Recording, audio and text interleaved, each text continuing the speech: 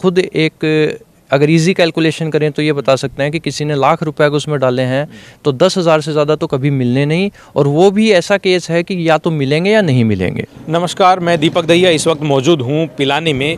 ये जो आप मेरे पीछे ऑफिस जो देख रहे हैं, कुछ दिनों पहले तक ये नेक्सा का ऑफिस हुआ करता था। आज जो है लोग बता रहे हैं कि यहाँ से जो पोस्टर लगे हुए थे नेक्सा कंपनी के, आगे ऊपर भी आप शटर के ऊपर से भी देख सकते हैं और इसके ऊपर भी नेक्सा कंपनी के पोस्टर लगे हुए थे, वो आज हटा दिए गए हैं। इससे पहले नेक्सा का ये ऑफिस संचालित था और पिलानी क्षेत्र के काफ़ी लोग इस ठगी के शिकार हुए हैं। झुंझुनू जिले में 30 करोड़ रुपए का ठगी के मामले अभी तक दर्ज हुए हैं। हालांकि ये रिकॉर्ड है, ये बहुत बड़ा है। अभी तक शिकायतकर्ता जो हैं उन्होंने जो उनकी जो रकम की बात की जाए वो 30 करोड़ रुपए है। पिलानी में भी एक मामला पिलानी थाने में दर्ज हुआ है, जिसकी जांच आगे अधिकारी को भेज दी गई है और चीट फ्रॉड हो रहा है लोगों के साथ। इस पर हमारे साथ में एक्सपर्ट है, वो भी कुछ बातें रखें। हमारे साथ में अर्थशास्त्री ऋषि तुलसियान जी हैं और इन्हीं से जानेंगे इस प्रकार के जो मामले हो रहे हैं इनसे कैसे बचा जाए और क्या हमारे पिलानी शहर में भी इस तरीके की कुछ हलचल है। जैसे नेक्सा वाला कांड देखा था, ऐसे ही और भी जो कंपनियां हैं अलग अलग नाम से, और लोग आसानी से इसके ठगी के शिकार हो जाते हैं। इससे कैसे बचा जाए इन्हीं से जानते हैं। सर, ये जो पूरा कांड देखा आपने, जो 1200 करोड़ का बताया जा रहा है अपने झुंझुनू सीकर के आसपास के एरिया में अगर बात की जाए, और इसमें किसान और फौजी जो रिटायर हैं वो इसके झांसे में ज़्यादा हैं, ऐसी चीज़ों से कैसे बचा जा सकता है और इस पूरे कांड को आप किस तरीके से देखते हैं?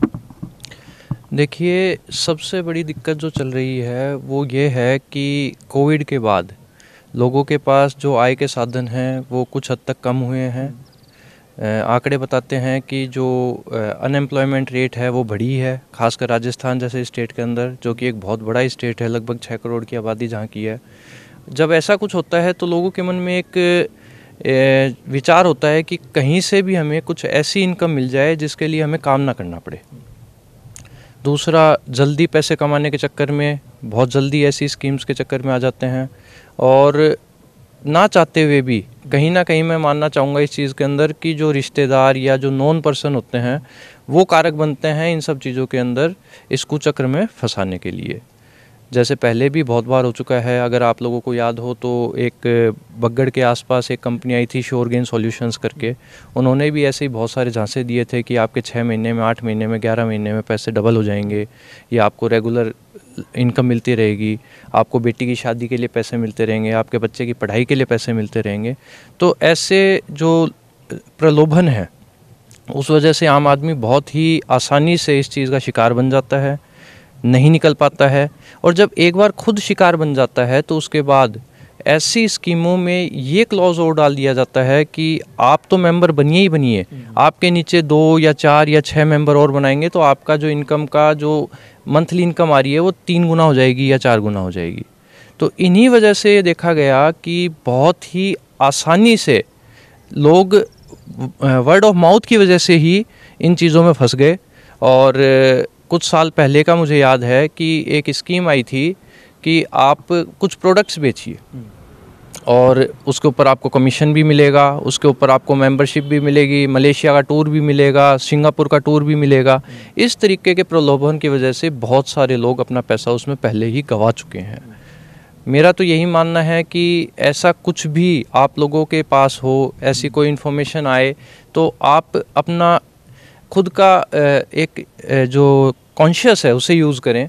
सबसे पहले तो ये सोचें कि पैसा कमाना कभी भी इजी नहीं हो सकता, शॉर्टकट उसका नहीं है। और एक लालच कंपनी देती है कि शुरू में उनको स्टार्टिंग में वो पैसे देते हैं, कुछ रिटर्न करते हैं। इसी कंपनी ने भी ऐसे किया था, जैसे 40 लाख रुपए लगा रखे किसी ने, तो उसको 10 लाख रुपए दिए उन्होंने, तो उनको लगा है। बिल्कुल, जैसा कि और अखबारों ने भी इस चीज़ को कवर किया था बहुत प्रमुखता से, मैंने भी देखा उस चीज़ को। तो यही कहा गया था, किसी ने तो अपनी ज़मीनें तक बेच दी इस चक्कर में।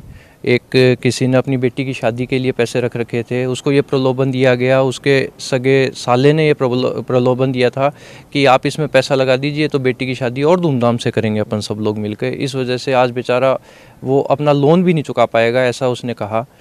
तो ये प्रलोभन जो हैं इन स्कीम्स के अंदर, उनसे बचाव ही एकमात्र ऐसा है कि आप अपना पैसा बचा कर रख सकते हैं।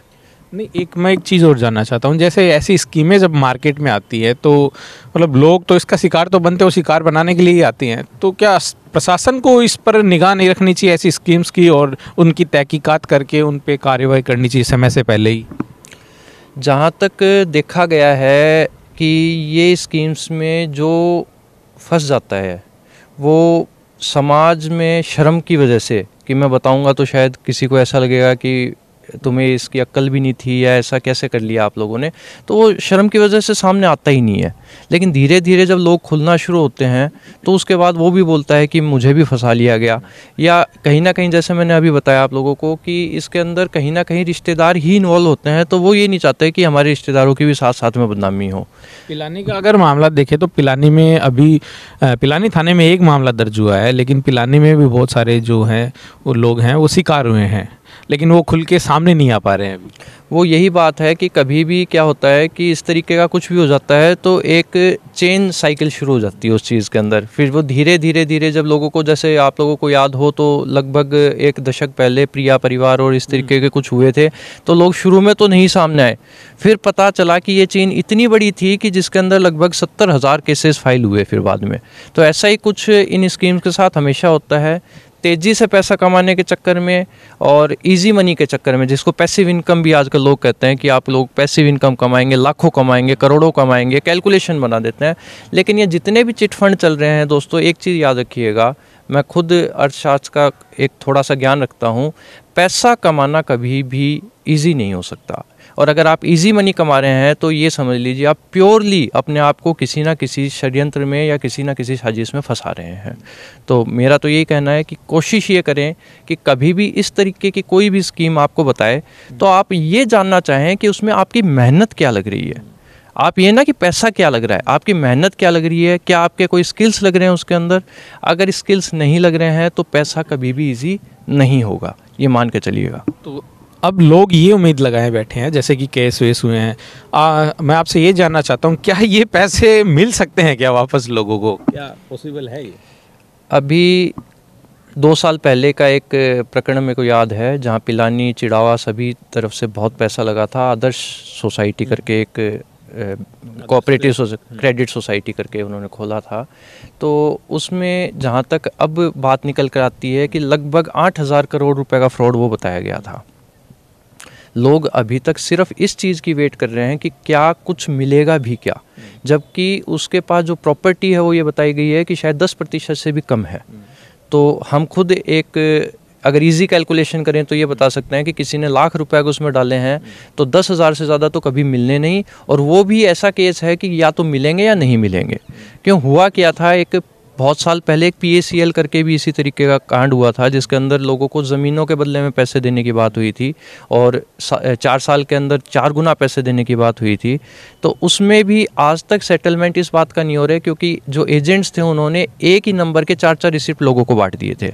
तो सेबी ये बोलता है कि हम किसको जेन्युइन माने। तो ये सभी लफड़े, तो आशा रखी जा सकती है बट विश्वास तो नहीं है कि मुझे कभी भी पैसा इसका कोई रिफंड आने वाला लगता है। तो नेक्सा में जिन लोगों का पैसा लगाया, फिर ऐसी जो स्कीम में जो लोग फंसे हैं, तो पैसा आने की कोई गारंटी तो है नहीं, लेकिन जो लोग हैं वो सावधानी ज़रूर बरत सकते हैं। जैसा कि हमारे अर्थशास्त्री ऋषि तुलसियान ने बताया है कि पैसा कमाने का कोई शॉर्टकट नहीं है, और ऐसी जो स्कीमें आती हैं उनसे थोड़ा बच के रहना चाहिए। और पिलानी में भी कुछ ऐसी हलचल थोड़ी बहुत और भी चल रही है दूसरी कंपनियों की, तो उनकी पूरी तहकीकात कीजिए। और पैसे से पैसा कमाने वाली जो ट्रिक्स है उसमें आप ठगी का शिकार होंगे ही होंगे, जैसा कि अर्थशास्त्री ऋषि जी बता रहे हैं। तो सावधान रहिए, सतर्क रहिए। वो TV चैनल का वो एक डायलॉग है वो रिपीट कर लीजिए।